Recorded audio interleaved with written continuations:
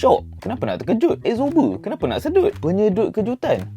Itu bila kita translate terus. Tapi actually, shock absorber adalah antara salah satu komponen kereta yang sangat penting untuk sesebuah kereta. Kenapa aku cakap penting? Simple je jawapan dia. Korang pernah tak kecil-kecil dulu korang naik basikal? Kalau terlanggar batu sekali memang sakit bontot korang kan? Itulah function absorber kereta. Dia nak sedut hentakan supaya korang dekat dalam kereta tu tak terasa hentakan yang jadi dekat atas jalan raya tu. Barulah selesa nak bawa kereta. Macam absorber daripada KSUK. Absorber ni jenis gas. Beza dia rasa sedikit keras daripada biasa. Tapi bab menyedut hentakan dekat jalan raya memang on top. Selesa macam OEM punya shock absorber. Test naik genting pun tiada masalah. Takat corner tajam sikit dapat handle kereta dengan elok. Harga pun berbatutan dengan poket. Untuk model apa je absorber KSUK ni ada jual? Banyak, jangan risau. Absorber ni pun memang dah lama ada dekat market Malaysia ni. So hampir semua jenis model kereta yang ada dekat Malaysia ni ada jual shock absorber dia. Bolehlah siapa yang nak berjimat beli spare part tu beli absorber KSUK ni untuk kereta korang daripada beli oil kilang yang menyakitkan poket korang tu.